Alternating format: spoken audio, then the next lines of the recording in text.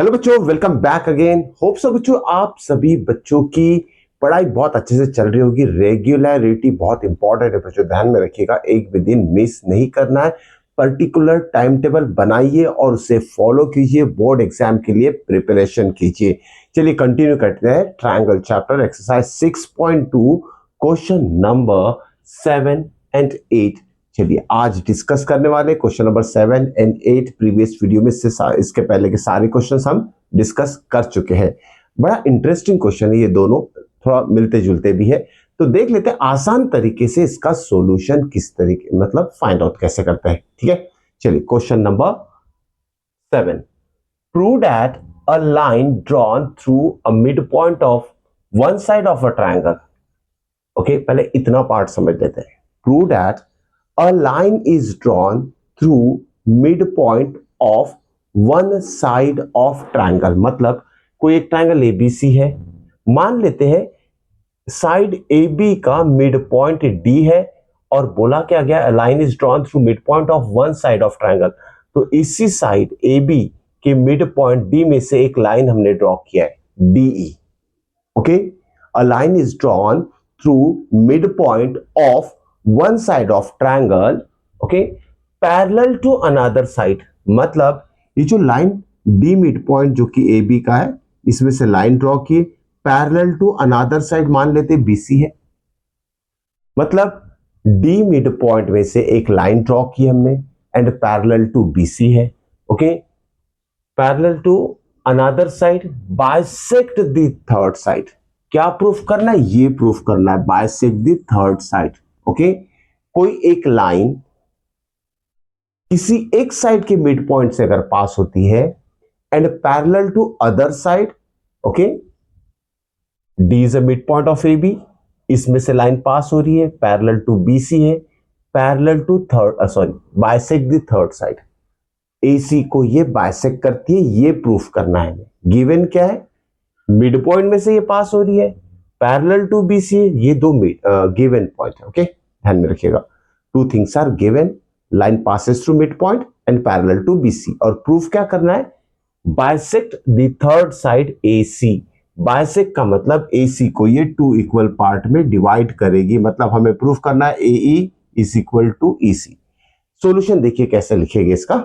Okay, सबसे पहले हम लिख लेते हैं गिवन। गिवन में क्या है? गिवन। ओके, अब गिवन क्या है? D is mid point of AB, लिख लेते हैं D is mid point of AB।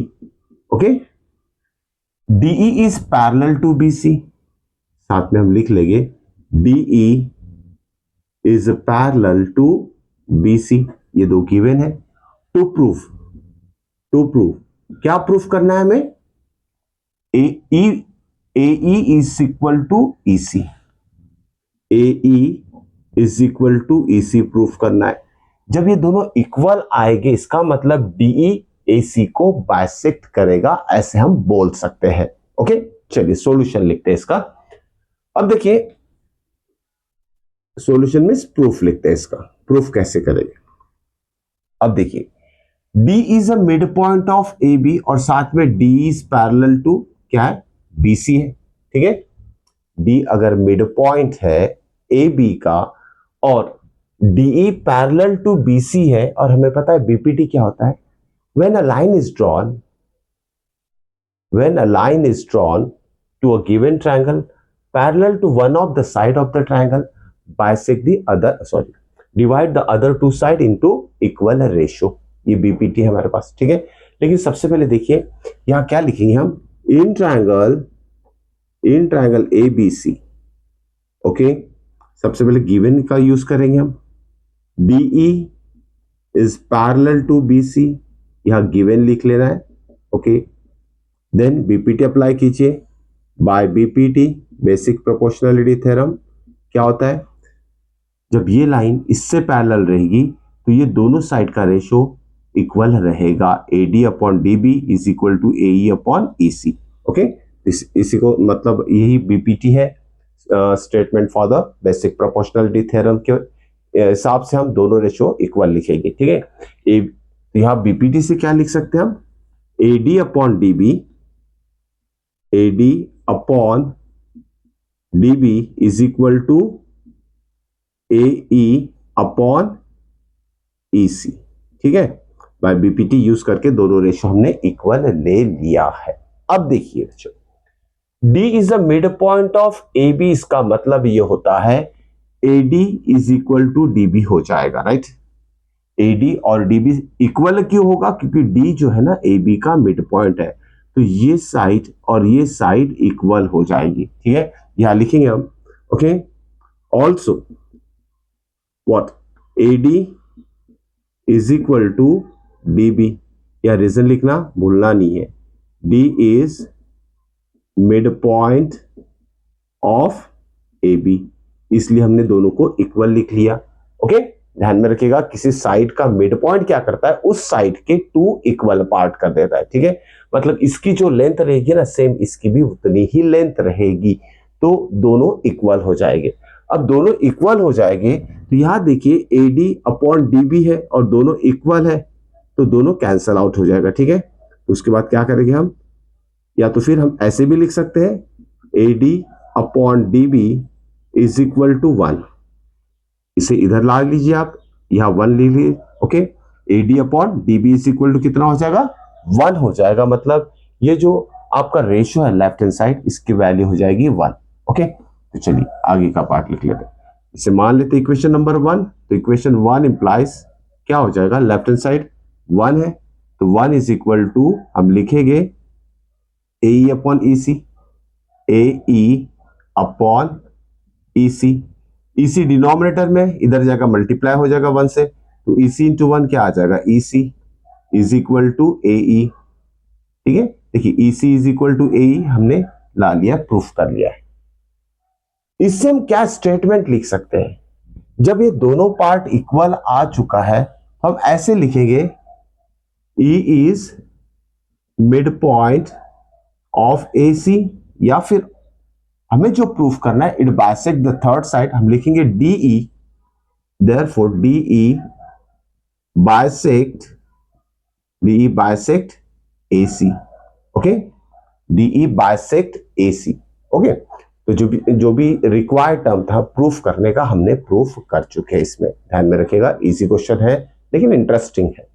चलिए क्वेश्चन नंबर 8 की बात करते हैं। क्वेश्चन नंबर 8, अब इस क्वेश्चन में देखिए, पहले समझ लेते हैं क्या बोला गया है, क्या दिया है। ओके, और क्या हमें प्रूफ करना है। क्वेश्चन नंबर 8 की बात करें, चलिए देखिए, prove that the line joining the mid points of any two sides of the triangle. सबसे पहले आधा स्टेटमेंट समझ लेना, स्टार्टिंग का पार्ट समझ लेते हैं।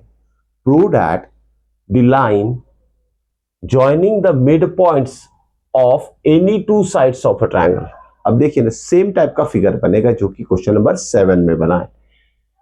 Line joining the mid points of any two sides बोला है, एनी टू साइड्स।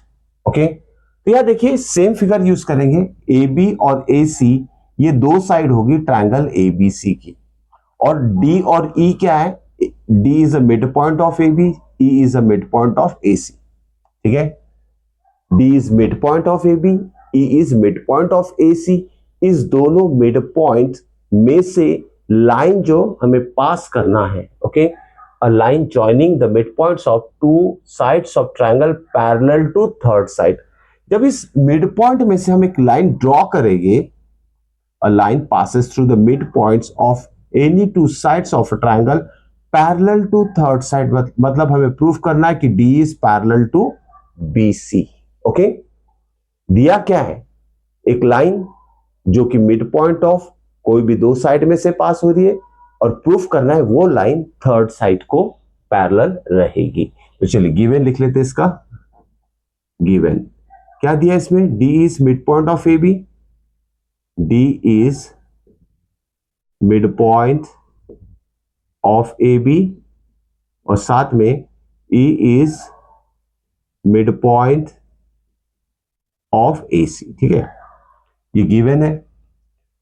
उसके बाद प्रूफ क्या करना है, this D is parallel to BC, तो यहां लिखेंगे to proof DE is parallel to BC, ये हमें प्रूफ करना है। चलिए प्रूफ की शुरुआत करते हैं। प्रूफ फॉर दिस, ओके, अब देखिए बच्चों, यहां अगर हमें ये दो लाइन पैरेलल प्रूफ करना है तो हमें यहां एक थ्योरम रिकॉल करना पड़ेगा, that is converse of BPT, उसी से ये प्रूफ होगा। ओके, कॉन्वर्स ऑफ बीपीटी क्या कहता है कि कोई लाइन अगर टू साइड को इक्वल रेशियो में डिवाइड करती है, ठीक है, कोई लाइन किसी भी ट्रायंगल के टू साइड को इक्वल रेशियो में डिवाइड करती है तो वो लाइन थर्ड साइड को पैरेलल रहती है। This is the statement for converse of BPT. अब देखिए ना बच्चों, ये लाइन डी है, हमें प्रूफ करना है कि ये डी जो है बीसी को पैरेलल है। तो सबसे पहले क्या करना है हमें, ये दोनों रेशियो को इक्वल प्रूफ करना है, उसी से ये आंसर आएगा। कैसे इक्वल प्रूफ करेंगे देखिए, अब देखिए एडी एडी यहां लिखते हैं in triangle ABC, in triangle ABC. Okay, first part देखिए इसका क्या लिखेंगे हम, AD is equal to DB. Okay, AD is equal to DB. क्यों लिखा भाई, क्योंकि डी जो है ना, D is mid point of A B है, समझा, इसलिए दोनों साइड क्या हो जाएगा, इक्वल हो गए, डी मिड पॉइंट है ए बी का, इसलिए A D is equal to D B हो जाएगा, लिख लिया हमने। ओके, अब जब ये दोनों साइड इक्वल होगा तो इसका रेशियो की वैल्यू इसको इधर शिफ्ट कर देंगे डिवीजन में, तो क्या आ जाएगा, A D upon D B is equal to आ जाएगा 1। ओके, ध्यान में रखिएगा, इस वन को लेकर कंफ्यूज नहीं होना है।